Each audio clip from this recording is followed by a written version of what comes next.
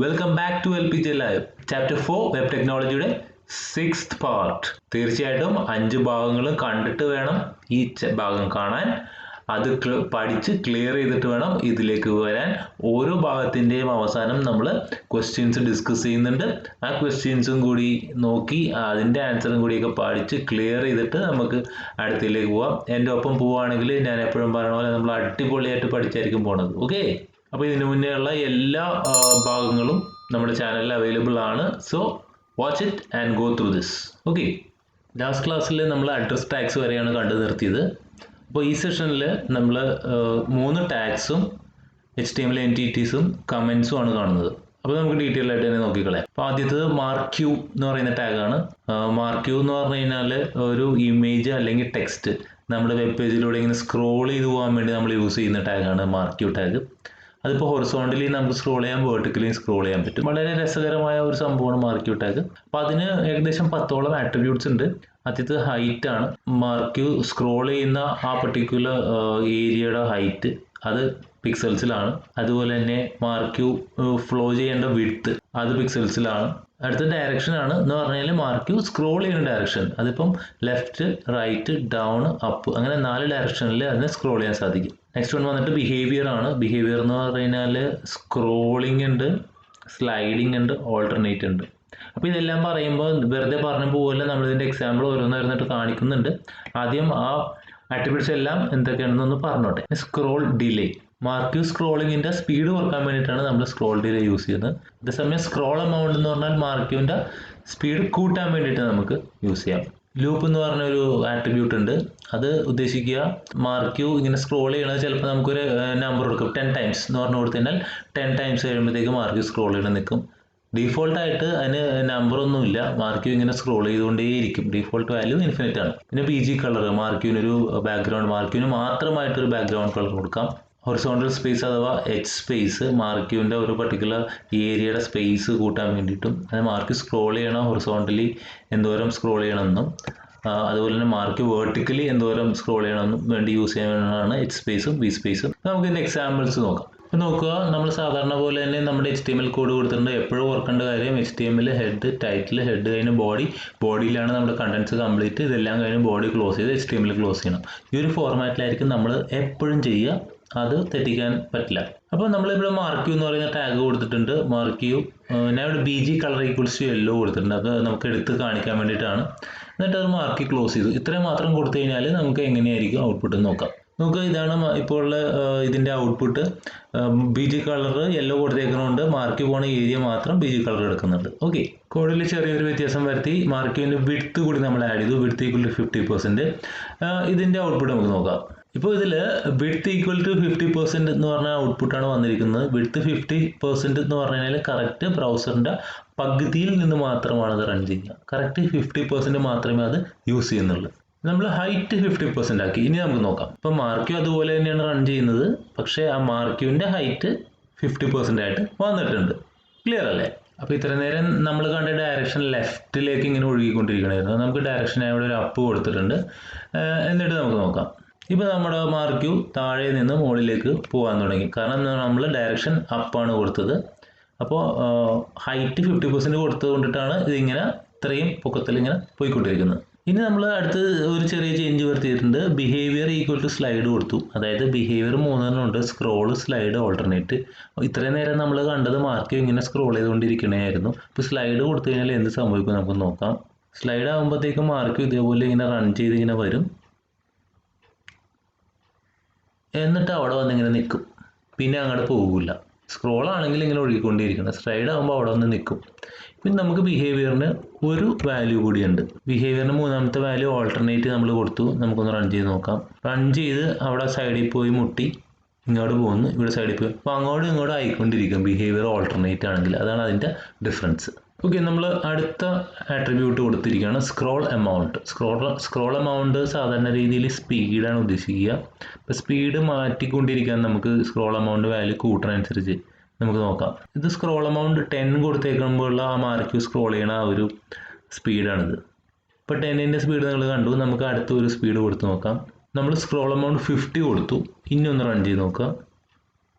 അത്യാവശ്യം നല്ല സ്പീഡായി, നമുക്ക് വായിക്കാൻ പോലും പറ്റാത്ത സ്പീഡിലാണ് സ്ക്രോൾ എമൗണ്ട് 50 പോകുന്നത്. ഓക്കെ, അപ്പോൾ നിങ്ങൾക്ക് മനസ്സിലായി സ്ക്രോൾ എമൗണ്ട് മാർക്യൂവിൻ്റെ സ്പീഡ് കൂട്ടാനും കുറക്കാനും യൂസ് ചെയ്യാം. ഈ സ്ക്രോൾ ഡിലേ 100 ആണ് നമ്മൾ കൊടുത്തിരിക്കുന്നത്. ഇത് റൺ ചെയ്യുമ്പോൾ എങ്ങനെയാണെന്ന് നോക്കാം.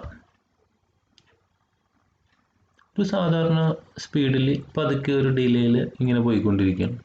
ഇപ്പോൾ ഡിലേ നമുക്ക് ഒന്ന് വീണ്ടും കൂട്ടിയാൽ എത്ര വരും നോക്കാം. സ്ക്രോൾ ഡിലേ നമ്മൾ 500 കൊടുത്തു. ഇനി നോക്കൂ, ഇപ്പോൾ വരുന്നത് കണ്ടോ, ഭയങ്കര പതുക്കെയാണ് സ്ക്രോൾ ചെയ്ത് വരുന്നത്. അത് ഡിലേ കൂട്ടണനുസരിച്ച്, ഡിലേ എന്ന് പറഞ്ഞാൽ താമസിക്കുക എന്നുള്ളതാണ്, കുറച്ച് താമസിച്ച് വരിക. അപ്പോൾ ഡിലേ കൂട്ടണനുസരിച്ച് മാർക്കും അത്രയും സ്ലോയിലായിരിക്കും ഇങ്ങനെ വരിക. അപ്പം ഡിലേയുടെ വാല്യൂ കുറച്ച് കൊടുത്താൽ എന്ത് സംഭവിക്കും നമുക്ക് നോക്കാം. നമ്മൾ 500 100 കണ്ടു, നമുക്ക് ഡിലേയുടെ വാല്യൂ ഒരു 1 കൊടുത്ത് നോക്കിയാലോ. ഓക്കെ, നമ്മൾ സ്ക്രോൾ ഡിലേ 1 ആണ് ഈ പ്രാവശ്യം കൊടുത്തത്. സ്ക്രോൾ ഡിലേ 1 കൊടുത്തിട്ട് റൺ ചെയ്യുമ്പോൾ എങ്ങനെ വരുമെന്ന് നോക്കാം. അപ്പോൾ ഇതാകുമ്പോഴത്തേക്കും സാധാരണ ഒരു സ്പീഡിൽ തന്നെ പോകുന്നുണ്ട്. അപ്പം നിങ്ങൾ പ്രത്യേകം ഓർക്കേണ്ടത് ആ വ്യത്യാസം സ്ക്രോൾ എമൗണ്ടിൻ്റെയും സ്ക്രോൾ ഡിലേയുടെയും ആണ്. സ്ക്രോൾ എമൗണ്ട് എന്ന് പറഞ്ഞാൽ നമ്മൾ എമൗണ്ട് കൂട്ടണനുസരിച്ച് സ്പീഡ് കൂടിക്കൊണ്ടിരിക്കും. സ്ക്രോൾ ഡിലേ എന്ന് പറഞ്ഞു കഴിഞ്ഞാൽ നമ്മൾ വാല്യൂ കൂട്ടണനുസരിച്ച് അതിൻ്റെ സ്പീഡ് കുറഞ്ഞുകൊണ്ടിരിക്കും. അപ്പോൾ അതനുസരിച്ച് ഓൾട്ടർനേറ്റീവ് ആയിട്ട് അങ്ങോട്ടും ഇങ്ങോട്ടും മാറ്റി നമുക്ക് സ്പീഡ് കൂട്ടുകയോ കുറയ്ക്കുകയോ ചെയ്യാം. നമ്മൾ എച്ച് സ്പേസ് കൊടുത്തു അടുത്ത attribute, that is horizontal space. ഈ ആട്രിബ്യൂട്ട് എങ്ങനെയാണ് വർക്ക് ചെയ്യണമെന്ന് നമുക്ക് നോക്കാം. ഇതാകുമ്പോഴത്തേക്കും ഇതിൻ്റെ രണ്ട് സൈഡിൽ നിന്നും 10% സ്പേസ് വെച്ചിട്ട് കുറഞ്ഞിട്ടുണ്ട്. അപ്പോൾ അത്രയും സ്പേസിൽ മാത്രമായിരിക്കും ഇനി ആ മാർക്ക് ഓടിക്കൊണ്ടിരിക്കുക. ദാറ്റ് ഇസ് ഹൊറിസോണ്ടൽ സ്പേസ്, അല്ലെങ്കിൽ അഥവാ എച്ച് സ്പേസിൻ്റെ യൂസേജ്. നമ്മൾ വി സ്പേസ് ഈക്വൽ 10% കൊടുത്തു. ഡിഫറൻസ് നമുക്കൊന്ന് നോക്കാം. വെർട്ടിക്കലി കുറച്ചും കൂടി താഴേക്ക് ഇറങ്ങി. സ്പേസ് എന്ന് പറഞ്ഞ ആട്രിബ്യൂട്ട് അതിൻ്റെ വാല്യൂ ഞാൻ 40% കൊടുത്തു. അത് റൺ ചെയ്യുമ്പോൾ നമുക്ക് കിട്ടുന്നത് എങ്ങനെയാണെന്ന് നോക്കാം. നോക്കുക, ഇതാണ് V space equal to 40. Vertically അതിങ്ങനെ താഴേക്ക് വന്നു. 40 എന്ന് പറഞ്ഞാൽ ഇത്രയും താഴെ ഇറങ്ങി നിൽക്കുന്നു. അതേസമയം വി സ്പേസ് ഈക്വൽ ടു 30 ആണെങ്കിൽ കുറച്ച് മുകളിലായിരിക്കും. വി സ്പേസ് ഈക്വൽ ടു 20 ആണെങ്കിൽ വീണ്ടും കുറച്ചും കൂടി മുകളിലായിരിക്കും. അപ്പോൾ ആ ഒരു രീതിയിലായിരിക്കും വി സ്പേസ് എന്ന് പറയുന്ന ആട്രിബ്യൂട്ട് നമ്മൾ യൂസ് ചെയ്യുക. അപ്പോൾ അതിൽ നമ്മൾ ലൂപ്പ് മാത്രം കാണിച്ചില്ല. ലൂപ്പ് എന്ന് പറഞ്ഞു കഴിഞ്ഞാൽ ഇത്രയേ ഉള്ളൂ. ഡീഫോൾട്ട് വാല്യൂ ഇൻഫിനിറ്റ് ആയതുകൊണ്ട് ഈ മാർക്ക് ഇങ്ങനെ എപ്പോഴും റൺ ചെയ്തുകൊണ്ടിരിക്കും. ലൂപ്പിന് നമ്മളിപ്പോൾ ഒരു 10 എന്ന് പറഞ്ഞ വാല്യൂ കൊടുത്തു കഴിഞ്ഞാൽ ആ മാർക്ക് 10 ടൈംസ് മാത്രമേ റൺ ചെയ്യുള്ളൂ, അതവിടെ നിൽക്കും. അപ്പോൾ എല്ലാ ആട്രിബ്യൂട്ട്സും തന്നെയാണ് നമ്മൾ ഡിസ്കസ് ചെയ്തിട്ടുണ്ട്. Okay, fine. അടുത്ത് നോക്കുക, DIV എന്ന് പറയുന്ന ടാഗാണ്. DIV എന്ന് പറയുമ്പോഴത്തേക്കും ഒരു പർട്ടിക്കുലർ സെക്ഷനെ ഡിഫൈൻ ചെയ്യാൻ വേണ്ടിയിട്ട് യൂസ് ചെയ്യുന്നത്, അല്ലെങ്കിൽ ഒരു ബ്ലോക്ക്. അപ്പോൾ നമുക്ക് അത് കൃത്യമായിട്ട് എക്സാമ്പിൾ ആണെന്ന് നിങ്ങൾക്ക് മനസ്സിലാവും. ഒരു പർട്ടിക്കുലർ സെക്ഷൻ മാത്രം എടുത്ത് മാറ്റാൻ വേണ്ടിയിട്ട് അല്ലെങ്കിൽ എടുത്ത് കാണിക്കാൻ വേണ്ടി HTML ലാർജ് സെക്ഷൻസിനെ ഗ്രൂപ്പ് ചെയ്യാൻ വേണ്ടിയിട്ടൊക്കെ നമ്മൾ യൂസ് ചെയ്യുന്നതാണ് DIV എന്ന് പറയുന്ന ടാഗ്. അതിന് ആട്രിബ്യൂട്ട്സ് ഒന്ന് അലൈൻ, നിങ്ങൾക്കറിയാം, ലെഫ്റ്റിലേക്ക് റൈറ്റിലേക്ക് സെൻറ്റർ ജസ്റ്റിഫൈ, അങ്ങനെ 4 ആട്രിബ്യൂട്ട് ഉള്ളത്. പിന്നെ ഒന്നുള്ള ID ആണ്. അപ്പോൾ അതൊരു യൂണിക് ഐഡൻറ്റിഫയർ ആയിട്ട്, അപ്പോൾ ആ പർട്ടിക്കുലർ ഡിവിഷന് കൃത്യമായിട്ട് ഐഡൻറ്റിഫൈ ചെയ്യാൻ വേണ്ടിയിട്ട് നമ്മൾ ID യൂസ് ചെയ്യുന്നു.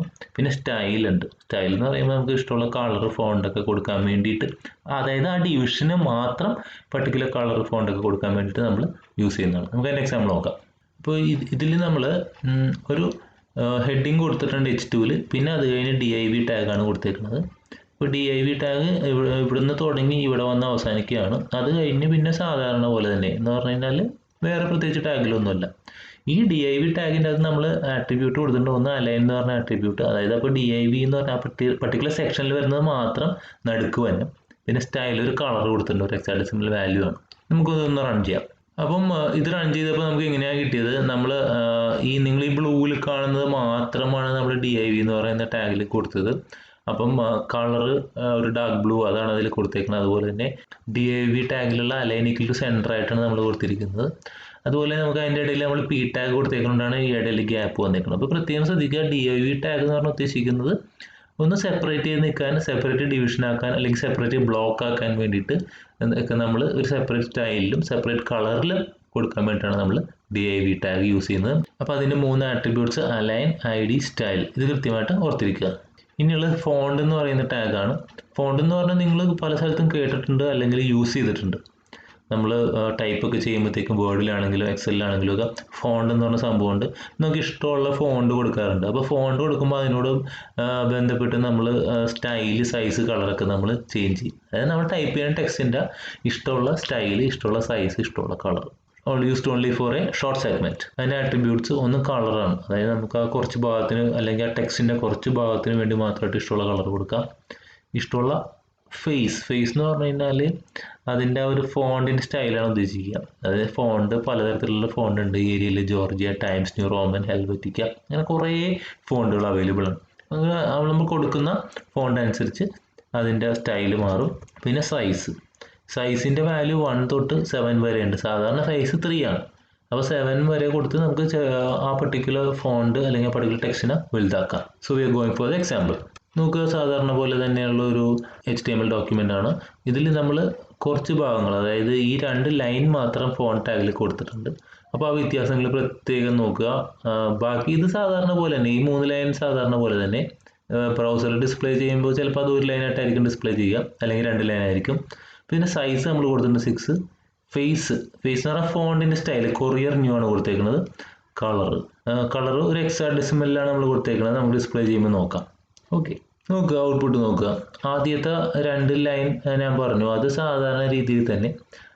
അത് കഴിഞ്ഞ് 3 ലൈൻ, അതിന് മാത്രം നമ്മൾ ഫോണ്ട് എന്ന് പറയുന്ന ടാഗിൻ്റെ അകത്ത് റെഡ് കളറ്, സൈസ് 6, അങ്ങനെ. അതുപോലെ തന്നെ ആ ഫോണ്ട് ഫേസ് എന്ന് പറയുന്ന ആട്രിബ്യൂട്ട്, അതായത് ആ ഫോണ്ടിൻ്റെ സ്റ്റൈല്, അത് നമ്മൾ കൊറിയർ ന്യൂ ആണ് കൊടുത്തേക്കുന്നത്. അതുകൊണ്ടാണ് വേറെ സെപ്പറേറ്റ് ഒരു ഫോണ്ടായിട്ട് ഇങ്ങനെ നിൽക്കുന്നത്. അപ്പോൾ ഫോണ്ട് ടാഗ് സാധാരണ ഇങ്ങനെ ചെറിയ ഷോർട്ട് ഡോക്യുമെൻറ്റ്സിന് എന്തെങ്കിലും സൈസ്, സ്റ്റൈൽ, കളറൊക്കെ വ്യത്യാസം വരാൻ വേണ്ടിയിട്ടാണ് നമ്മൾ യൂസ് ചെയ്യണത്. ഇനിയുള്ളത് നമുക്ക് HTML എൻറ്റിറ്റീസ് ആണ്. അല്ലെങ്കിൽ നമുക്ക് കുറച്ച് റിസർവ്ഡ് ക്യാരക്ടേഴ്സ് ഉണ്ട് നമ്മുടെ HTML. അതായത് നിങ്ങൾക്കറിയാം, ലെസ് ദാൻ, ഗ്രേറ്റർ ദാൻ, ആംബർസെൻറ്റ്, ഇതിനൊക്കെ സ്പെഷ്യൽ മീനിങ് ഉണ്ട്. സ്പെഷ്യൽ മീനിങ് എന്ന് പറയുമ്പോഴത്തേക്ക് നിങ്ങൾക്കറിയാം, ലെസ് ദാനും ഗ്രേറ്റർ ദാനും HTML ഇതിൽ നമ്മൾ കൊടുക്കുന്നത് എന്തിനാണ് ശരിക്കും? നമ്മൾ ടൈപ്പ് ചെയ്യുമ്പോൾ ഒരു ടാഗിനെ റെപ്രസെൻറ്റ് ചെയ്യാനാണ് അല്ലേ. ലെസ് ദാൻ തുടങ്ങി ടാഗ് നെയിം കൊടുത്തു, ഗ്രേറ്റർ ദാൻ കൊടുത്തു, അത് നമ്മൾ ക്ലോസ് ചെയ്യും. പക്ഷേ അപ്പോൾ നമ്മൾ ആ ലെസ് ദാനും ഗ്രേറ്റർ ദാനും എങ്ങനെ നമ്മുടെ വെബ് പേജിൽ എങ്ങനെ ഡിസ്പ്ലേ ചെയ്യും? അപ്പോൾ അത് നമുക്കതൊന്ന് നോക്കണ്ടേ. അപ്പോൾ അതേപോലെ കുറച്ച് ക്യാരക്ടേഴ്സ് ഉണ്ട്. അതിന് സെപ്പറേറ്റ് അവർ പറയുന്ന പോലെ കൊടുത്താൽ മാത്രമായിരിക്കും അതേപോലെ നമ്മുടെ വെബ് പേജിൽ വരുള്ളൂ. അപ്പോൾ അതിന് വേണ്ടിയിട്ട് നമ്മൾ യൂസ് ചെയ്യുന്നതാണ് HTML എൻറ്റിറ്റീസ്. അപ്പോൾ അതിൻ്റെ ഒരു ബോക്സ് ഉണ്ട്, നമുക്ക് നോക്കാം. ബ്ലാങ്ക് സ്പേസിന് നമ്മൾ ആംബേഴ്സൺ NBSP സെമിക്കോളൻ കൊടുക്കണം. ഞാൻ പറഞ്ഞ ലെസ് ദാൻ കൊടുക്കണം എന്ന് വിചാരിക്കുക, അതിന് ആംബേഴ്സൺ LT സെമിക്കോളൻ. കോപ്പി റൈറ്റിനാണെങ്കിൽ ആംബേഴ്സൺ കോപ്പി സെമിക്കോളൻ. ട്രേഡ് മാർക്കിനാണെങ്കിൽ ആംബേഴ്സൺ ട്രേഡ് സെമിക്കോളൻ. നമുക്ക് അതിൻ്റെ ഒരു എക്സാമ്പിൾ നോക്കാം. ഞാനിവിടെ ആംബേഴ്സൻ്റ് നേരത്തെ കണ്ട അതേ എക്സാമ്പിൾ തന്നെ, അതിൻ്റെ അകത്ത് ഞാൻ ഇവിടെ ആംബേഴ്സൺ കോപ്പി സെമിക്കോളൻ കൊടുത്തിട്ടുണ്ട്. ഇത് കോപ്പി റൈറ്റിൻ്റെ സിമ്പിൾ പ്രിന്റ് ചെയ്യാൻ വേണ്ടിയിട്ടാണ് നമ്മുടെ വെബ് പേജിൽ. നമുക്ക് നോക്കാം, ഔട്ട്പുട്ട് നോക്കുക.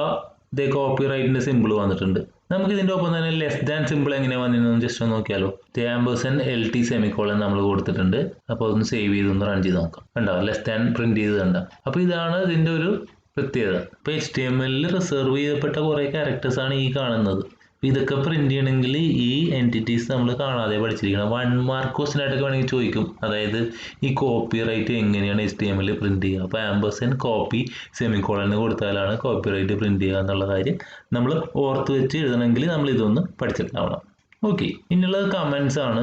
കമൻസ് നമ്മൾ C++ൽ കണ്ടിട്ടുണ്ട്, നമുക്കറിയാം. അതായത് പ്രോഗ്രാമിനെ കുറിച്ച് എന്തെങ്കിലുമൊക്കെ നമുക്ക് ഇൻ ബിറ്റ്വീൻ ദ കോഡ് കൊടുക്കണം, എന്നാലേ അത് കമ്പൈലർ കൺസിഡർ ചെയ്യാനും പാടില്ല. HTML കമ്പൈലർ ഇല്ലെങ്കിൽ പോലും അത് നമ്മുടെ വെബ് ബ്രൗസറിലേക്ക് വരാൻ പാടില്ല. അപ്പോൾ അങ്ങനെയുള്ള കാര്യത്തിന് വേണ്ടിയാണ് കമൻറ്റ് കൊടുക്കുക. അതുപോലെ തന്നെ കോഡിനെ കുറിച്ച് മനസ്സിലാക്കാൻ വേണ്ടി നമുക്ക് ഇൻ ബിറ്റ്വീൻ എന്തെങ്കിലുമൊക്കെ ടൈപ്പ് ചെയ്ത് വെക്കാം. അപ്പോൾ പിന്നീട് എടുത്ത് നോക്കുമ്പോഴത്തേക്കും ആ കോഡ് മനസ്സിലാകാൻ വേണ്ടിയിട്ട് നമുക്ക് കമൻറ്റ് കൊടുക്കാറുണ്ട്. നമ്മൾ കമൻറ്റ്സ് ഒരിക്കലും ബ്രൗസർ വിൻഡോയിൽ ഡിസ്പ്ലേ ചെയ്യില്ല. അപ്പോൾ HTML കമൻറ്റ്സ് വർക്ക് ചെയ്യണമെന്നുണ്ടെങ്കിൽ നമ്മൾ ഈ ഒരു ഫോർമാറ്റിലായിരിക്കും കൊടുക്കുക. അതായത് ലെസ് ദാൻ, ഒരു എക്സ്ക്ലമേറ്ററി മാർക്ക്, 2 ഹൈഫൺ, പിന്നെ അതിൻ്റെ ഇടയിൽ ഇഷ്ടമുള്ള കമൻറ്റ് കൊടുക്കുക. ക്ലോസ് ചെയ്യുമ്പോൾ 2 ഹൈഫൺ, ഗ്രേറ്റർ ദാൻ. അപ്പോൾ നമുക്ക് കമൻസിൻ്റെ എക്സാമ്പിൾ നോക്കിയാലോ. നമുക്ക് ഈ കോഡിൻ്റെ ഇടയിൽ ഞാനിവിടെ ഒരു കമൻറ്റിൻ്റെ എക്സാമ്പിൾ കൊടുത്തിട്ടുണ്ട്. നിങ്ങൾക്ക് കാണാം, we are using a font tag. അപ്പം ഈ കോഡിൻ്റെ ഇടയിൽ മാത്രമായിരിക്കും ഇത് കാണുക. നമ്മളിതൊന്ന് റൺ ചെയ്യുമ്പോൾ നമുക്ക് കിട്ടുന്ന ഔട്ട്പുട്ട് ഇതാണ്. അതായത് ആ കമൻറ്റ് നമ്മൾ അതിൽ ടൈപ്പ് ചെയ്ത് ഇവിടെ വന്നിട്ടില്ല. അപ്പോൾ അത് തന്നെയാണല്ലോ അതിൻ്റെ പേർപ്പസ്. ഓക്കെ, അപ്പോൾ കമൻറ്റ് മനസ്സിലാക്കാമെന്ന് വിചാരിക്കുന്നു. നമുക്ക് എന്തെങ്കിലും പ്രോഗ്രാമിനെ കുറിച്ച് നമ്മുടെ കോഡിൻ്റെ ഇടയിൽ ടൈപ്പ് ചെയ്ത് വെക്കാൻ വേണ്ടിയിട്ടും ബ്രൗസർ വിൻഡോയിൽ ഡിസ്പ്ലേ ചെയ്യാൻ പാടില്ലാത്ത ഒരു സാധനമായിട്ടും വേണമെങ്കിൽ നമുക്ക് കമൻറ്റ് യൂസ് ചെയ്യാം. അപ്പോൾ ഈ സെഷനിലെ ക്വസ്റ്റ്യൻസ് നമുക്കൊന്ന് നോക്കാം. What is marquee tag used for? Give the significance of attributes, behaviour and direction. Marquee tag നമ്മൾ പറഞ്ഞു, ടെക്സ്റ്റിനോ ഇമേജിനോ ഇങ്ങനെ സ്ക്രോൾ ചെയ്ത് വിടാൻ വേണ്ടിയിട്ട് നമ്മൾ യൂസ് ചെയ്യുന്നതാണ് മാർക്യൂ ടാഗ്. ബിഹേവിയർ എന്ന് പറഞ്ഞു കഴിഞ്ഞാൽ 3 ഉണ്ട്. അതായത് സ്ക്രോൾ, സ്ലൈഡ്, ഓൾട്ടർനേറ്റ്. സ്ക്രോൾ എന്ന് പറഞ്ഞാൽ അത് ഇങ്ങനെ പോയിക്കൊണ്ടേയിരിക്കും. സ്ലൈഡ് എന്ന് പറഞ്ഞാൽ എവിടെയെങ്കിലും ചെന്ന് മുട്ടിയാൽ അവിടെ നിൽക്കും. ഓൾട്ടർനേറ്റ് എന്ന് പറഞ്ഞാൽ അങ്ങോട്ടും ഇങ്ങോട്ടും ആകാൻ വേണ്ടിയിട്ട്. ഡയറക്ഷൻ എന്ന് പറഞ്ഞു കഴിഞ്ഞാൽ ലെഫ്റ്റ് ഉണ്ട്, റൈറ്റ് ഉണ്ട്, അപ്പ് ഉണ്ട്, ഡൗൺ ഉണ്ട്. Explain the difference between scroll amount and scroll delay attributes of MARQUEE tag. ഇത് വളരെ ഇമ്പോർട്ടൻ്റ് ആണ്. നമ്മൾ അതിൻ്റെ ഡിഫറൻസ് കൃത്യമായിട്ട് എക്സാമ്പിളിൽ കാണിച്ചു. സ്ക്രോൾ എമൗണ്ട് എന്ന് പറഞ്ഞു കഴിഞ്ഞാൽ സ്ക്രോൾ എമൗണ്ട് വാല്യൂ കൂട്ടുന്നതനുസരിച്ച് സ്ക്രോളിൻ്റെ സ്പീഡ് കൂടിക്കൊണ്ടിരിക്കും. സ്ക്രോൾ ഡിലേയിലാണെങ്കിൽ സ്ക്രോൾ ഡിലേൻ്റെ വാല്യൂ കൂടുന്നതനുസരിച്ച് അതിൻ്റെ സ്പീഡ് കുറഞ്ഞുകൊണ്ടിരിക്കും. അപ്പോൾ അത് നേരെ തിരിച്ചു കൊടുത്തു കഴിഞ്ഞാൽ നമുക്ക് സ്ക്രോളിംഗ് കൂട്ടാം. അതായത് സ്ക്രോൾ ഡിലേയിൽ വാല്യൂ കുറച്ച് കൊടുത്തു കഴിഞ്ഞാൽ അതിൻ്റെ സ്പീഡ് കൂടിക്കൂടി വരും. What is div tag used for? div tag നമ്മൾ പറഞ്ഞു ഒരു സെപ്പറേറ്റ് ഡിവിഷൻ അല്ലെങ്കിൽ സെപ്പറേറ്റ് ബ്ലോക്ക് ആക്കി നമുക്ക് സെപ്പറേറ്റ് ചെയ്ത് കാണിക്കാനും അതിന് മാത്രം സെപ്പറേറ്റ് കളർ, സെപ്പറേറ്റ് അലൈൻമെന്റ് ഒക്കെ കൊടുക്കാൻ വേണ്ടിയിട്ടാണ് നമ്മൾ div ടാഗ് യൂസ് ചെയ്യുന്നത്. Example code using font tag using all its attributes. Font ടാഗിന്റെ 3 ആട്രിബ്യൂട്ട്സ് ആണ് നമ്മൾ കണ്ടത്: സ്റ്റൈല്, ഫേസ്, കളർ. അത് വെച്ചിട്ടുള്ള example. Give 2 examples of reserved characters in HTML and show how it can be used. നമ്മൾ already reserved characters കണ്ടു. Copyright, trademark, less than, greater than, അങ്ങനെ കുറേ റിസർവ്ഡ് ക്യാരക്ടേഴ്സ് ഉണ്ട്. അപ്പോൾ അത് എങ്ങനെയാണ് യൂസ് ചെയ്യണം എന്നുള്ളത് നമ്മളത് കാണാതെ തന്നെ പഠിക്കേണ്ടി വരും. How is comments used in HTML? നമ്മൾ കണ്ടു. Less than simple, exclamatory mark, 2 hyphen. Comments കൊടുക്കുന്നു, കഴിയുമ്പോഴത്തേക്കും 2 ഹൈഫൺ, ഗ്രേറ്റർ ദാൻ സിമ്പിൾ. ഈ ഒരു രീതിയിലാണ് HTML കമൻസ് യൂസ് ചെയ്യുന്നത്. ഓക്കെ, ഈ ഒരു സെഷൻ ക്ലിയർ ആയി കാണുമെന്ന് വിചാരിക്കുന്നു. നമ്മുടെ ഈ ചാപ്റ്ററിന്റെ ലാസ്റ്റ് പാർട്ടായിട്ട് ഉടൻ തന്നെ ഞാൻ വരുന്നതായിരിക്കും. So wait for that. Thank U.